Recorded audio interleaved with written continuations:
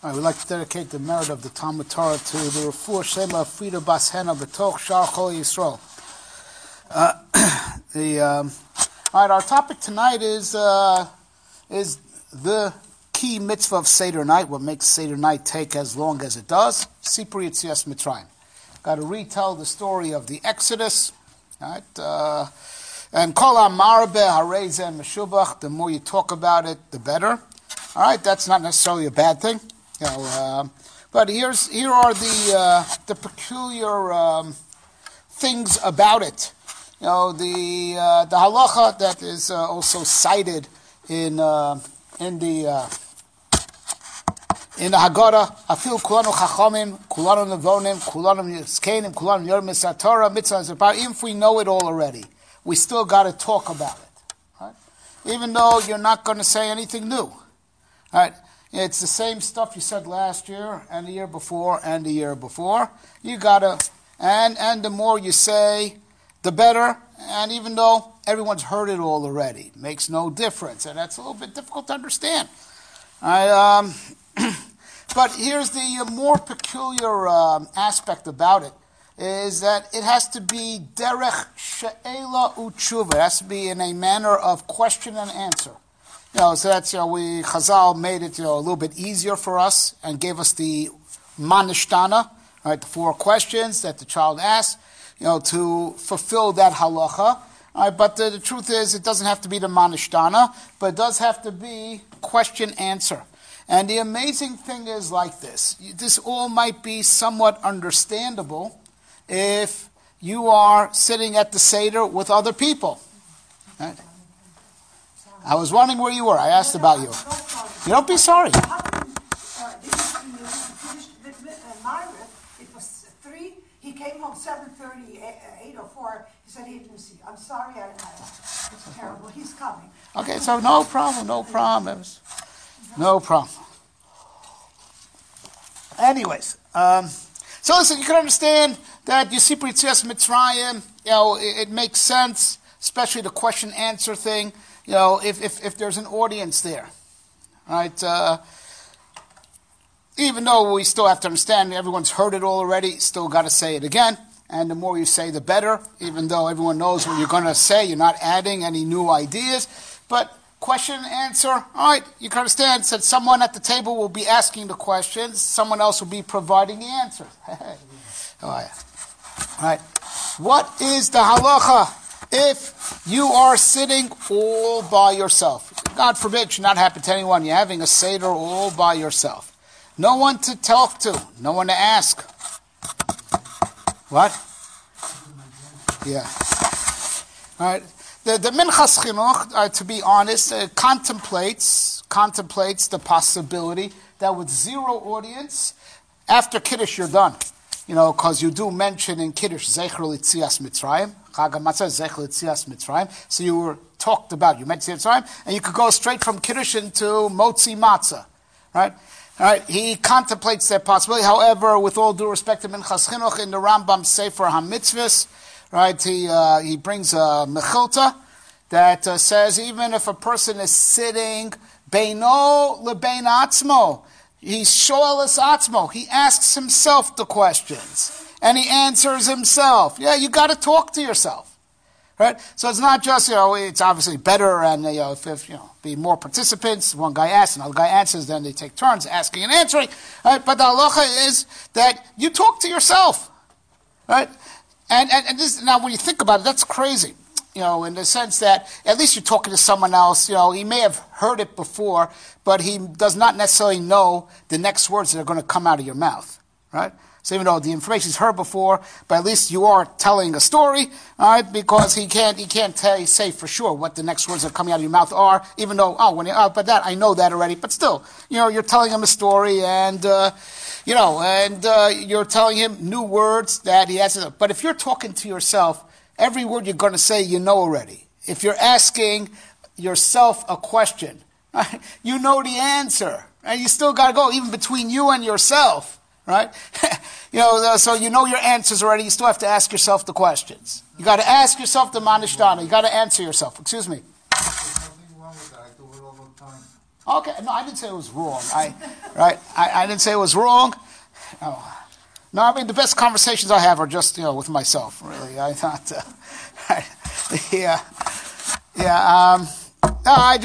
but this is the halacha. This is the law. It's not actually an issue of right and wrong. This is, everyone's got to say the story of Yetzias Mitzrayim, even though they've got nothing new to add, and they have to talk about it, preferably longer rather than shorter.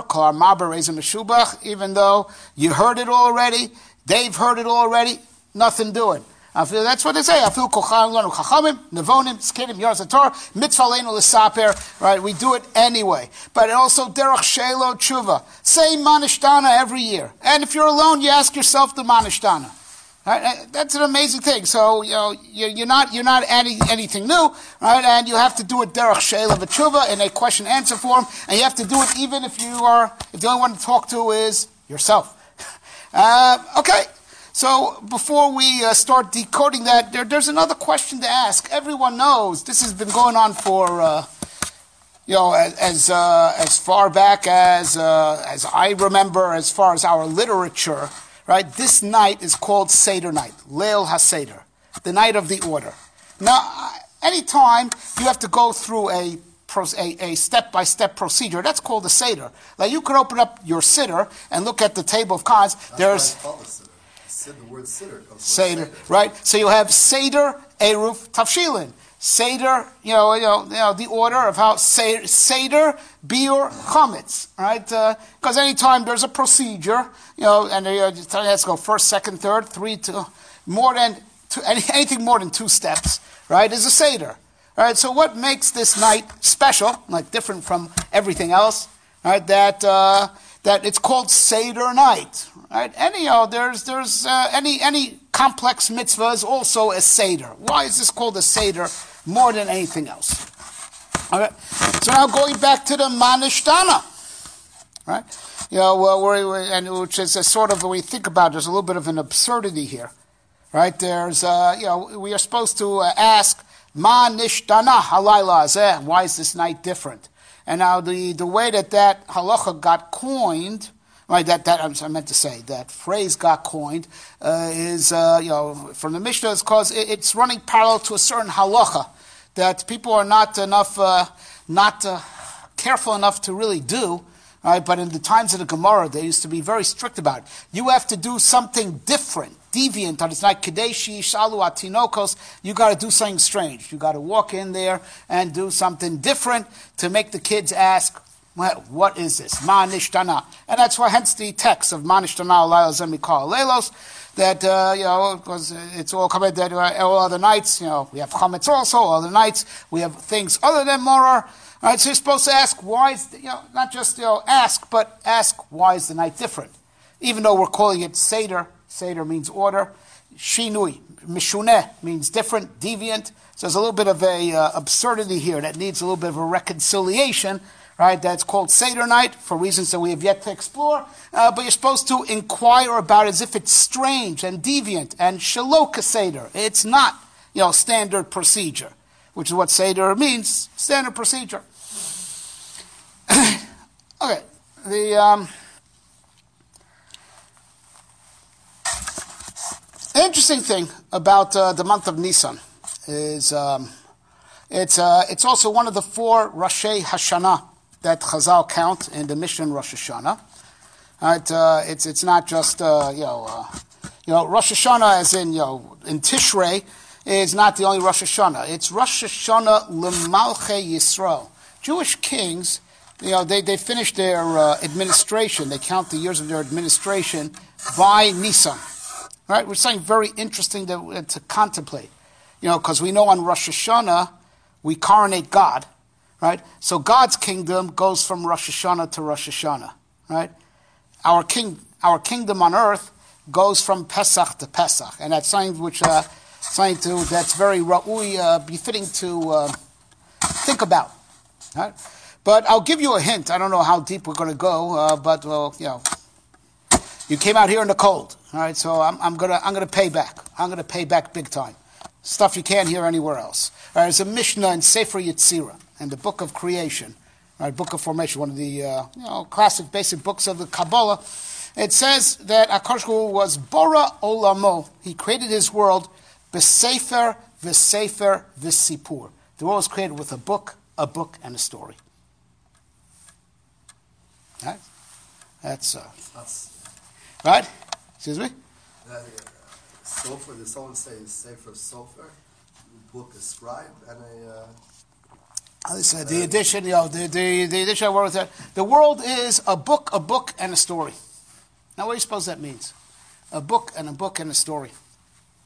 And you should already, someone here should have said, right, that, Sefer, that's Rosh Hashanah. Sifrei Chaim, Sifrei Mesim, the book of lives, book of death, the book of Tzaddikim, book of Rishayim, that's Sefer, right? Pesach, that's Sipur, Yetzias, Mitzrayim, right? And we're going to explain this, right? Special for you guys. I wasn't even planning to talk this deep, but, you're a wonderful crowd. So, that's for you. But listen, so now without even getting overly deep, just into this, like the simplest meaning that we say the world is a book and a story. So what does that mean? That means that there's a, now maybe we should define what makes a book and what makes a story. That the two are virtually the same, except one is oral and one is written. But a good book should contain in writing, a good story. Now, what the difference is, we're going to explain. This is between when it's still just a story in the mouth, as opposed to when it's in a book. We're going to explain that, what the difference is, right? But let's talk about what's common to the two, right? The book and the story. So, what makes a good story? Because the story is what should be in a book, right? A book is not just a thing with papers, bound together. There should be content there. A great story. So now, what makes a story? What makes a story? What makes a story? It's the recounting of events. All right. Sequence of events that's being recounted. All right. But implying that there's a flow, that the events are interconnected. There's a beginning, a middle, and end. Right? And the really good stories, like nothing is mentioned by the way, so it's all incorporated in the plot, and everything plays its role, and it gets to the conclusion, the epilogue, happy end. Right?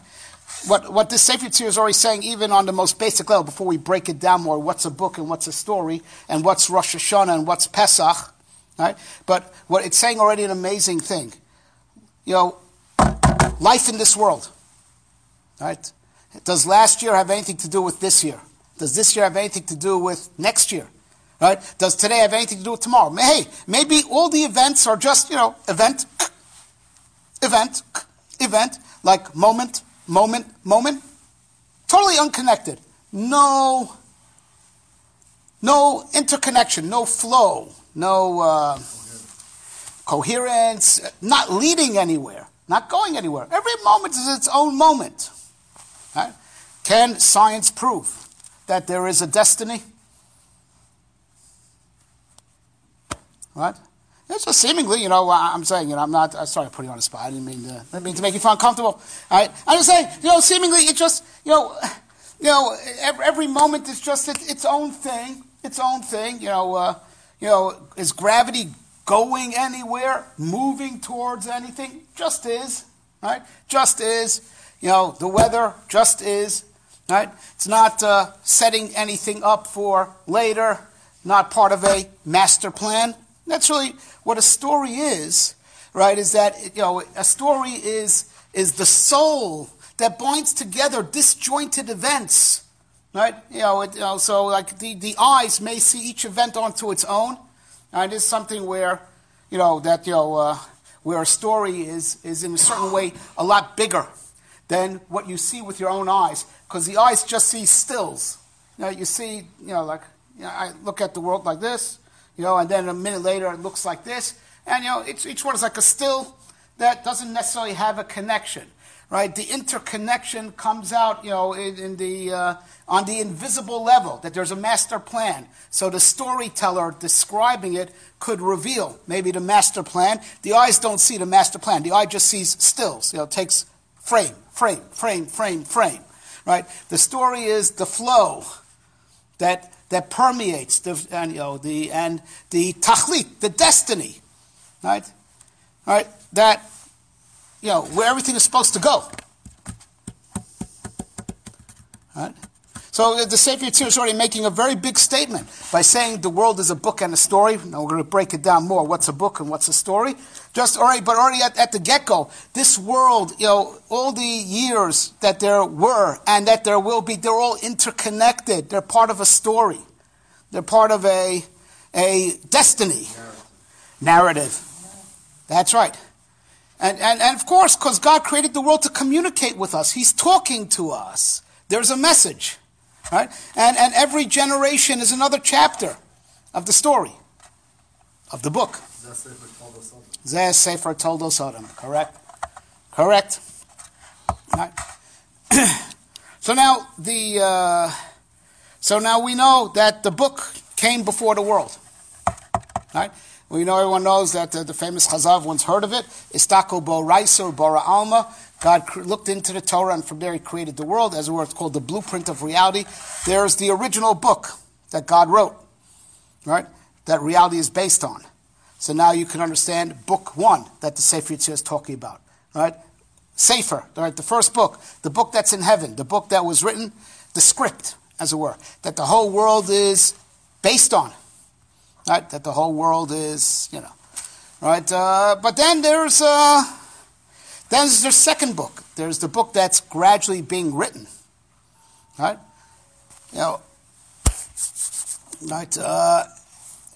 History, right? History, right? As it unfolds, right, gets recorded, right? And the book of history is still being written.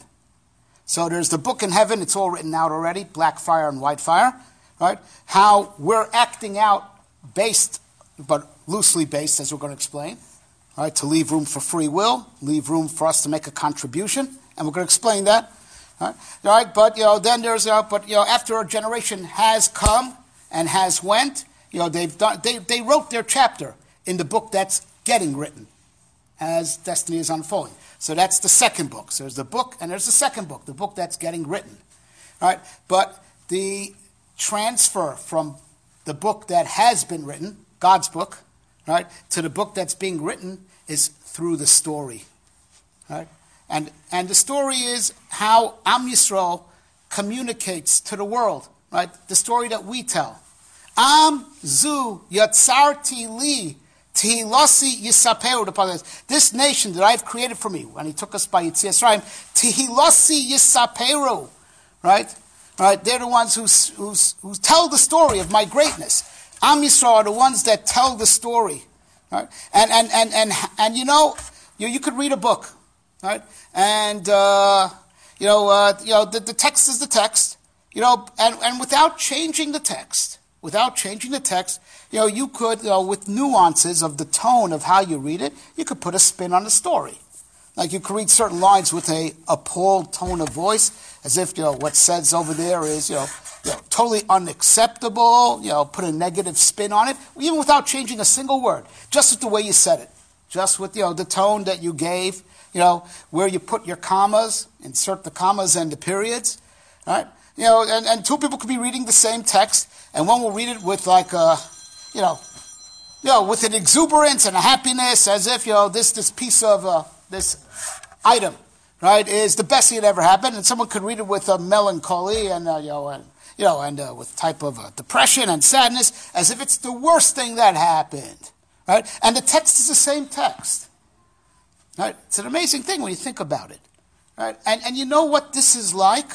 This is the relationship of Torah shebechtav and Torah sheba'al peh, the written law and the oral law. Now, look, we don't mess with the text. We're Orthodox Jews. We don't touch. We're not going to edit anything in the Tanakh, right?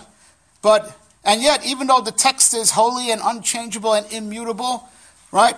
There's so much machloket right, in parshanut, in how to explain it. An explanation, that's in how you're explaining it, how you're saying it over, right? The pirush, right, is Torah Sheba'al Peh, right? And that's where there's machloket.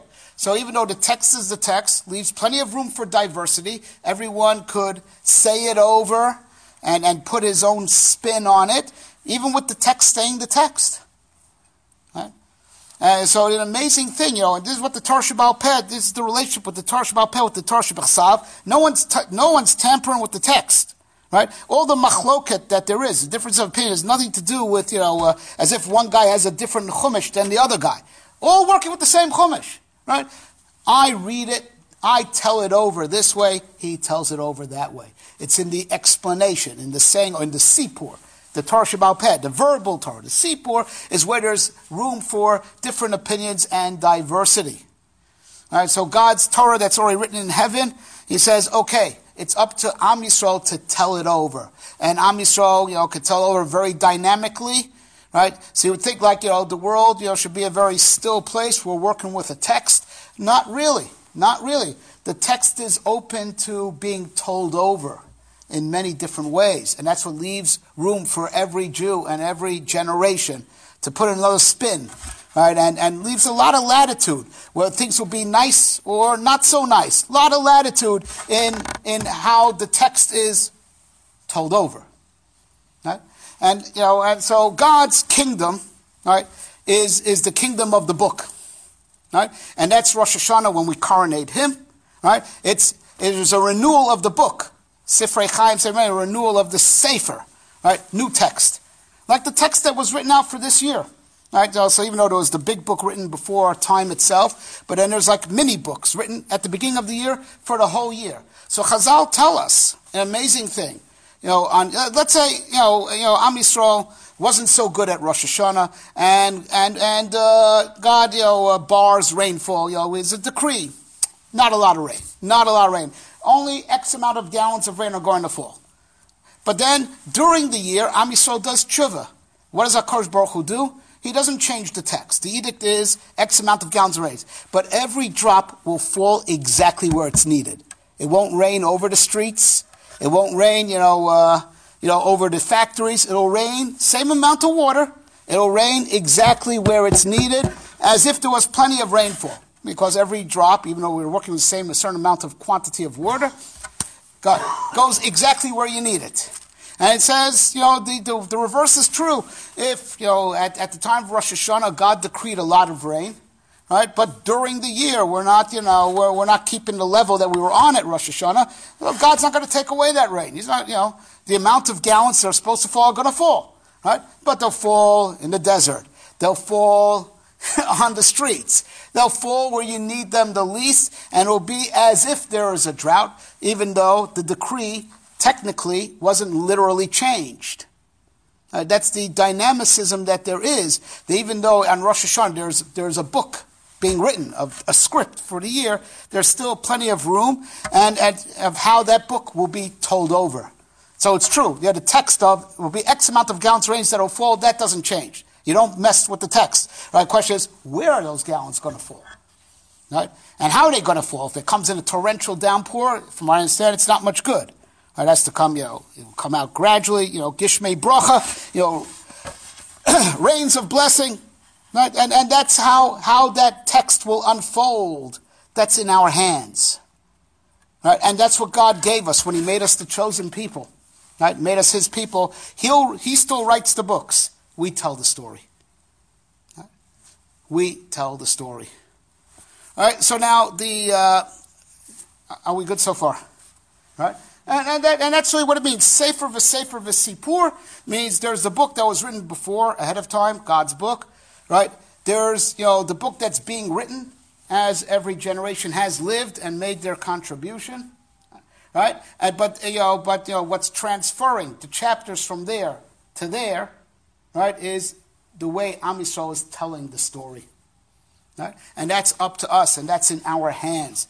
And that's in, Yisrael, Kocham B'Fiem, the Jewish people, their power is in their mouths. Our main covenant with God is the Torah Sheba'al Peh.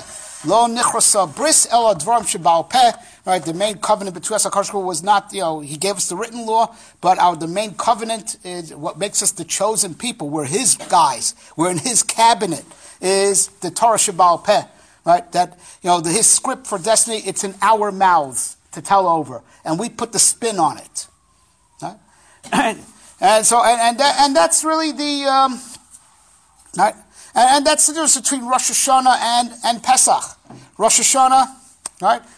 The potential, right? But the question is, how is that potential going to be brought from potential to actuality? How is that story that's written going to unfold? Now, if you live in the northern hemisphere, which is where normal people ought to live, right? Right? Where the seasons are normal, not, the way to have it, down south. Right? So you live in the northern hemisphere, right? So, you start seeing... Yeah. The machlokas, Lazar of Yeshua, whether the Nisan did all or the Tishrei did right. all. So Tosus, if I'm not mistaken, says yes. that they're both correct. Correct. And it was all over Machshava. In Nisan.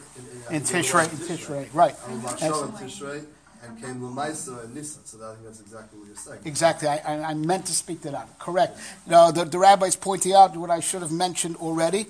Right, at Tosfos, there's a machlokas in the Gemara as to whether the world was created in Tishrei or Nisan. Right? When God created the world, was it Tishrei, was it Nisan? Machlokas Reb Elazar and Rabbi Yeshua. So Tosfos, I give a little prelude for those who say piyutim. In the Lithuanian world, they did away with it. Right? The Hasidic world, holds on to it. The piyutim from that the early Rishonim used to say, yotzros and things like that. Right, so we have a great deal of piyutim. The Yetzias, they say piyutim. They're big on, Yetzias and Hasidim. Right, very unlike. In the Litvish shul, we said, you're kidding, really? Like you said, also, but the Yetzias, you did everything. Yeah. Yes, we did. Wow. Wow. Anyway, yeah. I'm Yetzias. I'm saying piyutim. But I done with the Litfox during the 4 Parshas. Whatever, it's too much. Listen. There's 3 hours. That's what a Yekka doesn't give up, right? The 3 hours between meat and milk. That's Hoshana Shalosh shows, right? They don't give that up, right? But yes, I'm a Yekka, right? The piyutim. So there's a great deal of piyutim, which was contributed by Rebbe Elazar HaKalir. Right? And he's ancient. The question is, there's a big historical machlokas. When exactly did he live? But his stuff was old, even in the days of the Balei Atosfos. And the Balei Atosfos, the original Ashkenazi, used to say the piyutim. So it's really the Tosfos that the rabbi was referring to. They ask a question like this: Rebbe Elazar Kalir's stuff, his piyutim for Tishrei, all are built on the shita of Rebbe Elazar. This is the month of creation. That's the theme of his piyutim for Tishrei. Right? But you come to his piyutim for the month of Nisan, right? It all goes with Rabbi Yeshua. Yeah, it is the month of creation. The world was created in this month. That's the theme.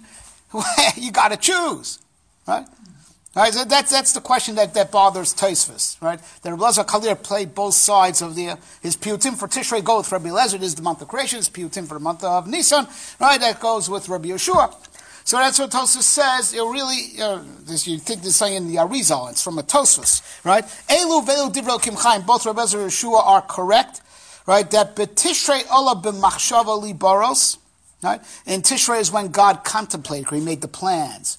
But lo bra ad Nisan, but he didn't actually create it in physical reality until Nisan.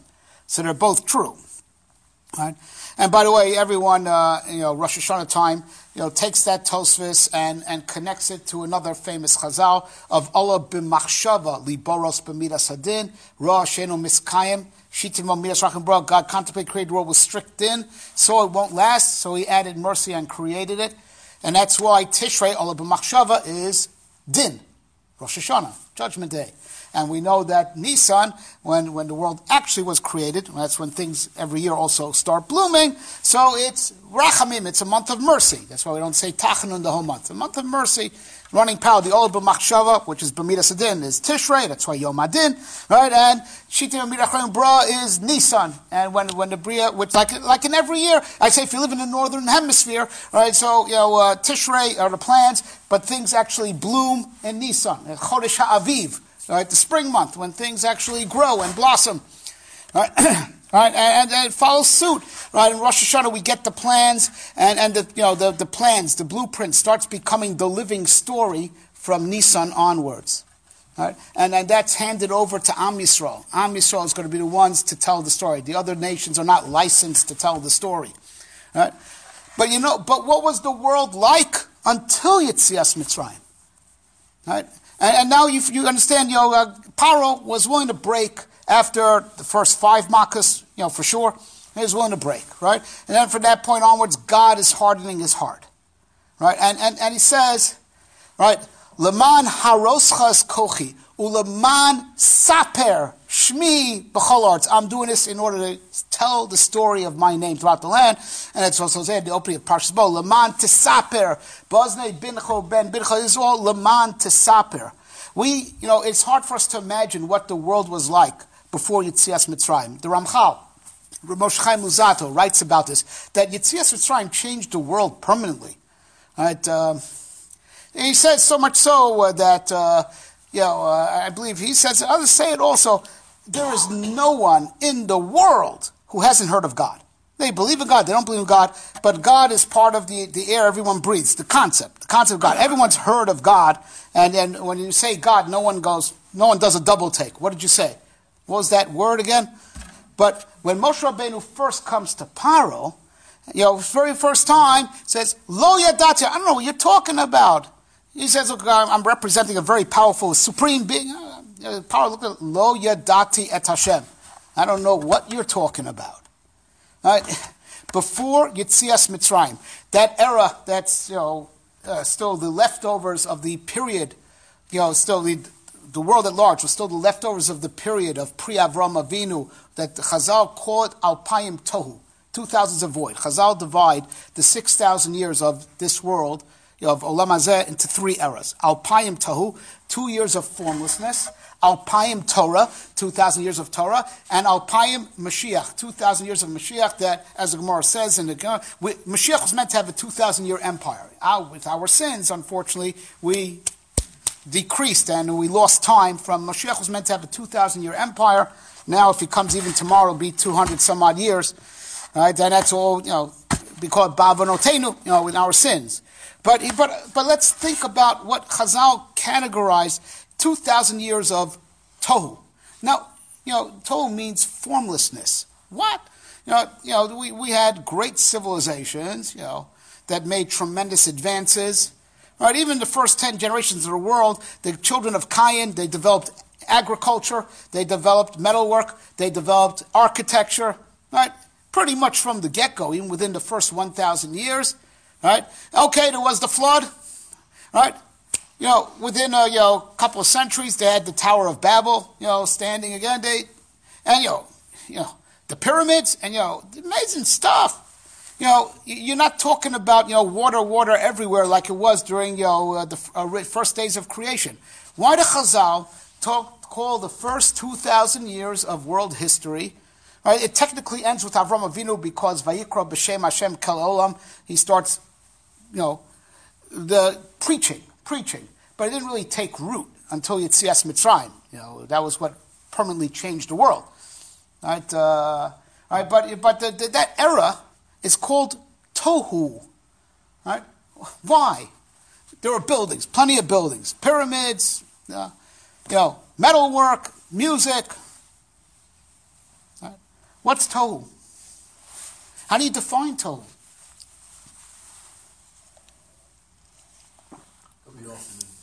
Void. Right. Right. Right. Right. Okay. So it doesn't mean absolute chaos. And now I'm quoting from the Ramchal, Luzzatto, in the Das Tvunas. He says, and this goes back to, I'm sorry, why I put you on the spot, whether science could see the story. Right? Maybe Bisman Hazeh they can. Maybe the Ramchal was saying in the Das Tvunas, he says, in Chazal's view, Tohu doesn't mean absolute chaos. He says, Zeh tachat zeh, having higher and lower, like, let's say, the food chain, right? His example is more from, society. You have the people on top, right? And you have the people that are beneath them and people that are beneath them. He abuses me, I abuse him. He exploits me, but I exploit him. The way it works. So whether it's the corporate world, whether it's the world of politics, whether it's the food chain in the jungle, right? All over, right? You see that all the energies and all the life forms, I'm quoting from the Ramchal, all fall into a definite totem pole of reality. Higher and lower, the more powerful, the less powerful, the higher up on the food chain, the lower down on the food chain, right? And the Ramchal says, as much as that's a nice orderly pattern of higher and lower, it's not absolute chaos. Everyone knows their place, right? Knows their place. That's all called tohu. That's still called tohu, right? Because, there's higher and lower, but the world is not moving anywhere. It's not progressing. It's not, for lack of a better word, evolving. Right? Of course, there's the absolute chaos, Baruch Hashem, there isn't. There is a, hierarchy. But hierarchy doesn't take you anywhere. Maybe it keeps things to a certain degree of stability, and it's better than chaos, but it's not going anywhere. It's like same old story. There are users and there are those who get used. There are abusers and those who get abused. There are those who eat and those who get eaten. Right? And that's and that's the type of world that Koheles bemoans. That says, Ein chodosh tachas hashemesh, nothing new is going on, same old story. And Chazal call that tohu. Right? Because when everything is onto its own, because, the guy, at his, level, he doesn't care about anyone that's beneath him. Right? Those are the people he steps on. Right? And they have their people beneath them that they could step on and let it out on, etc., etc. A world like that is not going anywhere. So there may have been a certain, it's settled in a certain pattern, but it's not really a pattern that's living and growing. As opposed to tikkun, right, says the Ramchal, that's when already all the characters and all the particle energies are working together and supplementing each other. I have this shortcoming, but you don't have that shortcoming. You can help me out. I can help you out over there. And that's a world that's moving towards perfection. And you know what that is? That's the difference between a still frame and a story. Right? The world of tikkun, of where all the characters are coalescing and supplementing and trading, exchanging information, right? That's a living, dynamic world. That's a world that has a story to it. Right? It's going somewhere. Tohu, the world is standing still.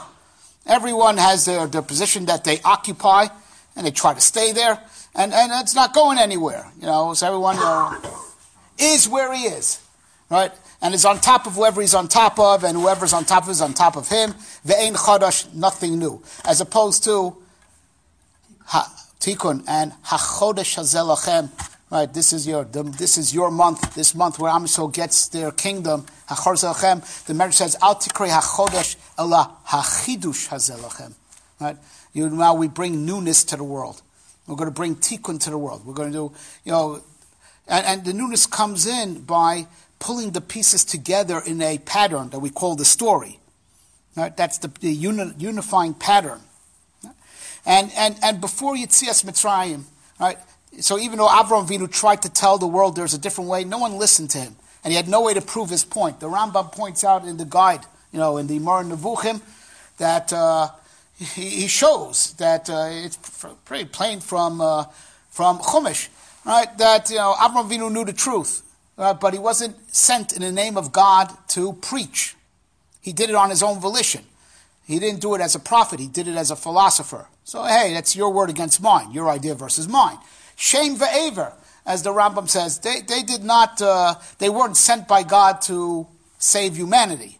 And that's why they didn't even bother. They thought it was hopeless. They had their yeshiva. Anyone who wanted to hear what they say was Beis Midrash Shem, was the yeshiva of Shem.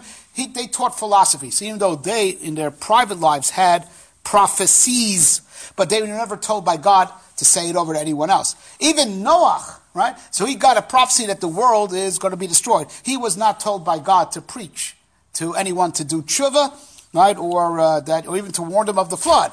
He was allowed to teach by example because he was building in his driveway, probably blocking a few other driveways, right? So that's what's going on. When you're building, there's going to be a flood, but he wasn't sent out to preach. He wasn't sent out to change the world.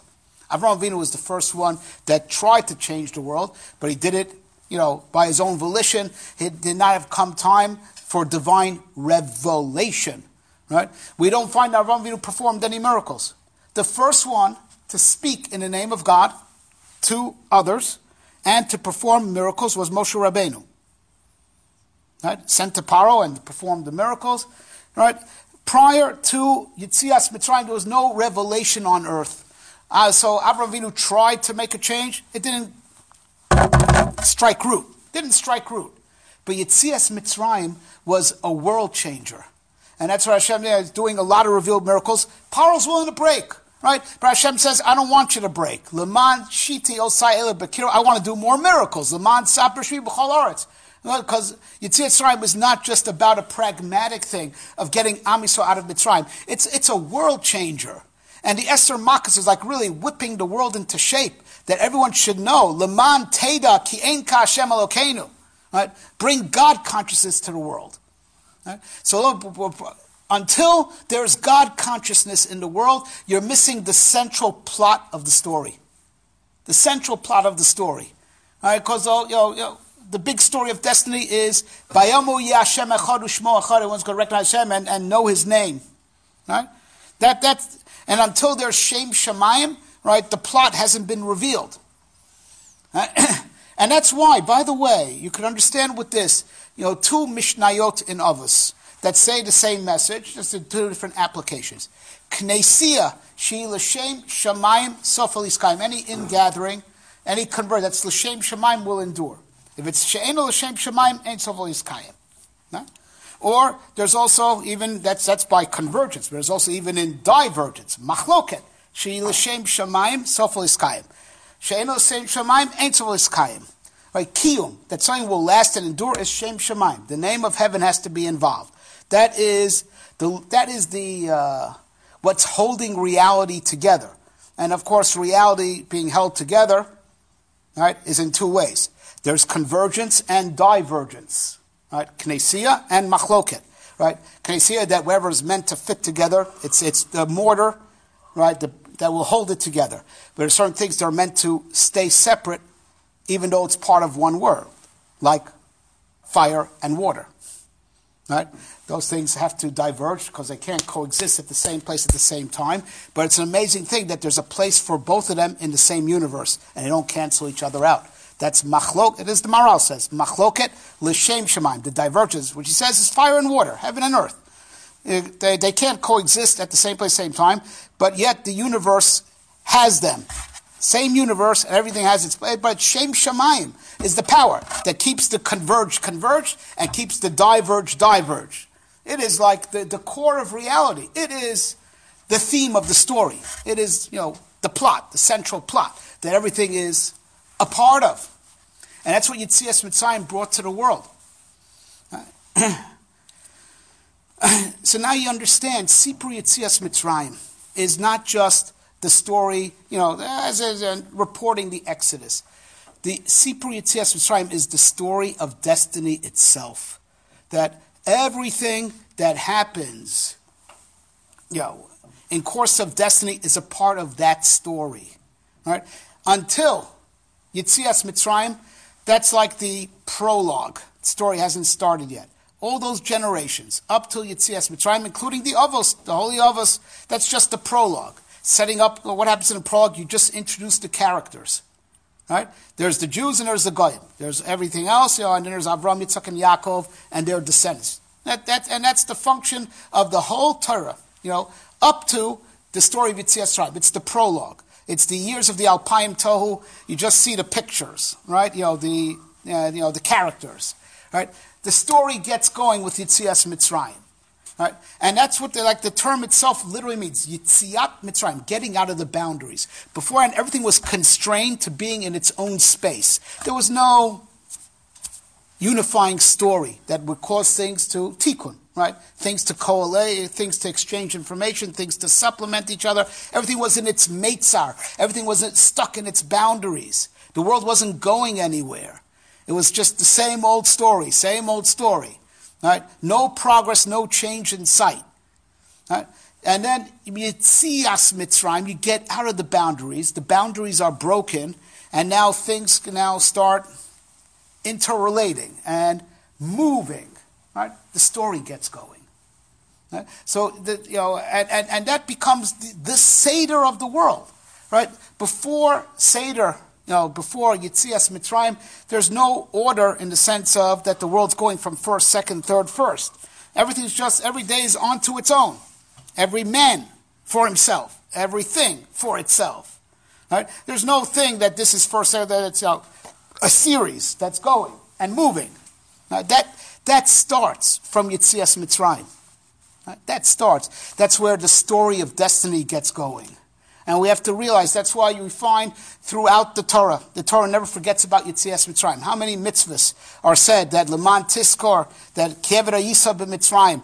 Most of them, every Chag, even on Shabbos, we say Zecher Yetzias Mitzrayim, right? Because the whole revelation of the divine on earth, it all is part of the story, and it's all part of the unfolding story that came into the world as a result of Yetzias Mitzrayim. So even Shabbos, the fact that Shabbos was revealed on earth is because of Yetzias Mitzrayim. When everything was constrained and locked into its place, right? So Shabbos remained in heaven. It was God's day. It wasn't shared with mankind.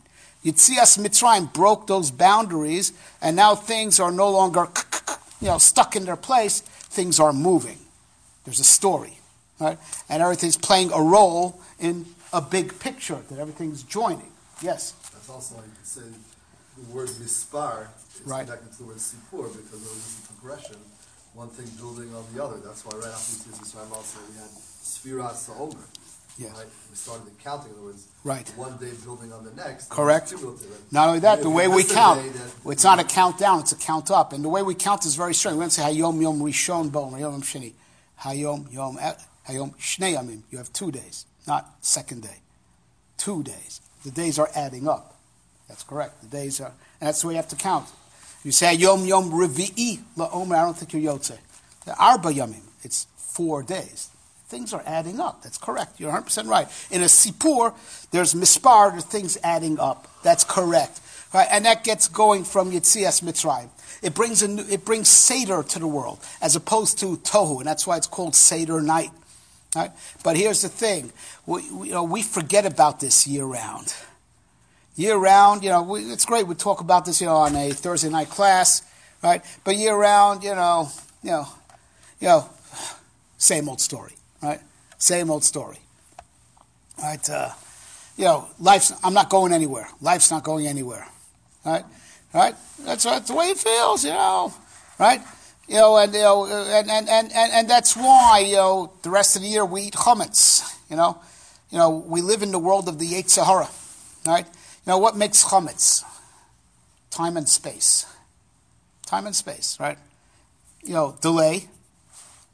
The more time spent, the more it rises. Time and space, right? Like we say in tohu, you could make sense out of tohu as sort of time and space, right? This happened at this hour, this happened at this hour, this is there, but there's no story there.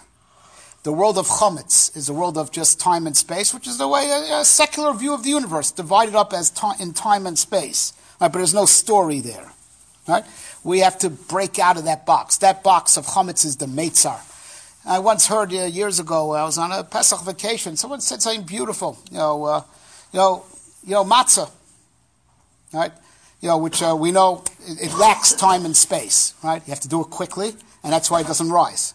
It's outside of time and space, right? So now, matzah, how long does it last? You have matzah Pesach Sheni, right?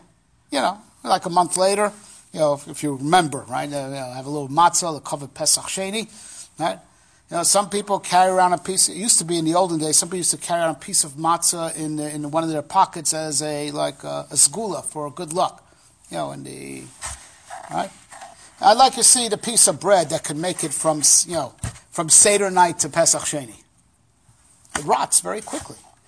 Right? It's something very interesting to think about.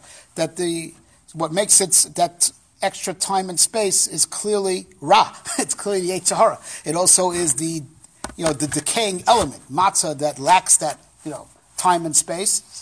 You can eat it a month later. Nothing will happen to you. You probably eat it all year round. Nothing bad will happen to you. Not so tasty, right? But moldy it won't be. Right? Right? Tohu is time and space. Right?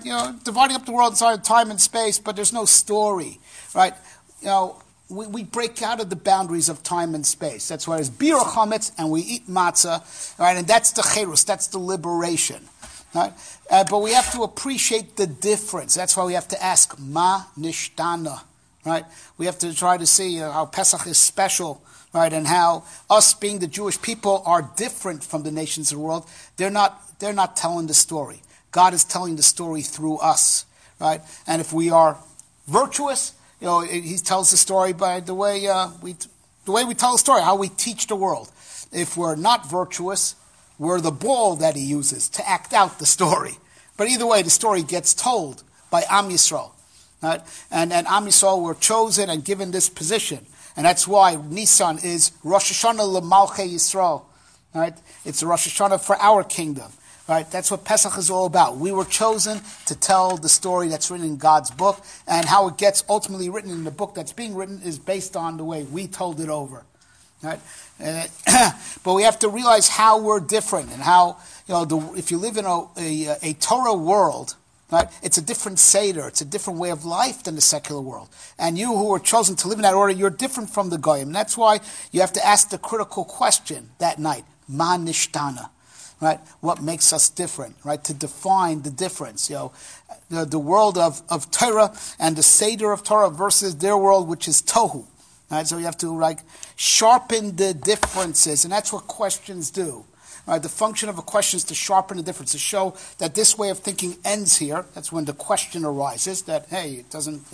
You can't go on like this. That's what a question is. A question shows you, that it's not so simple, right? You can't just keep on thinking in this direction because it's a question, right? And a question forces you to reroute your thinking. Now, that's why we have to relate that, that the Seder of Seder night is a different world order. We brought a different world order into the world, right? We tell the story, and that's the power of the Jewish mouth. Yisrael kocham b'fiyam, Chazal say. We're called Tolas Yaakov, right? Tolas kocha b'fiha, right? The power that's in our mouths, right? It's the Torah, it's the Tefillah, it's the communication that we brought into the world, right? And that's really, on a deeper level, that's what speech was really created for. What's speech, right? The animals, they communicate just fine. I never saw two animals that had to go into counseling together. They even have herds, and they have communities. Animals you don't need language to survive, right? Or to procreate, or, to even run a society. Animals do it just fine, right? What was speech created for? What's divine about speech?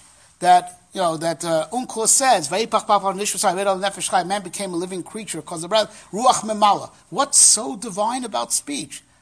Right? Animals have their, they could send out distress calls, they could send out mating calls. Right? You don't need language for that. The whole idea of language was, a language brings ideas into the world. Language is for ideas, not for pragmatic things. Language is for ideas. In language is to tell the story, which is that there's going to be an ideological connection between this, and this. That a story is an idea that binds together. That's the function of language.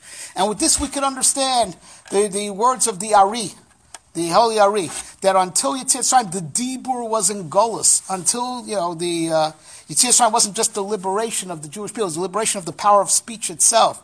Because in a world of Tohu, right? What is speech? It's just a more sophisticated form of mating calls and distress calls, and we're just doing it our way. The animals do it their way, we do it our way. That's what speech is in Tohu. When, with Yetzias time, the real purpose of speech was revealed. The power of speech is to bring ideas into the world and to bind things together with an ideological bind, right? And a logical bind, a beginning, a middle, an end, a destiny, a higher goal that will bind it together. meaning to make life into a story, right? Which is the idea that binds it together. Right? And this was the power of the Jewish people. And that's why on this night, telling over the story of Mitzrayim is to renew the story of destiny itself. And saying it with the mouth, that's what the mouth is. There's a renewal of the power of the mouth. That's what the mouth is. The power of speech is to bring ideas to the world. That this physical universe should be permeated with ideas, and the ideas are what bind things together and cause things to coalesce and cause things to move. That there's a story to destiny. All right, so on this night, even if you're alone, right, you say over. It makes no difference that you know what you're saying. It makes no difference. When you say it, you're reading the book. When you're saying it, you're making the story happen. If you keep quiet, the story's not happening. There's a renewal of Am Yisrael's power to tell the story of destiny on Seder night, to show the world that the world is on a Seder. There's a divine plan. There's a divine order. And we have to be aware of the difference. Our world order that came into the world with Yetzias versus the secular world order. That's why you have to ask, Ma nishtana alayla zeh. And even between you and yourself, you're sitting on Seder, you have to ask yourself the 4 questions. You have to understand, Ma nishtana, how this is different than secular life. Secular life there's no story there. Am Yisrael being the chosen people, being a different people. Torah being a whole different thing. That's a gift that the nations don't have. They may have morality, but they don't have Torah. What the gift of the Torah is, what the gift of being Jewish is. Right? To be, the nation that tells the story of destiny, that is the secret. That's what happens Seder night. That's what we do with the mitzvah of Yetzias Mitzrayim.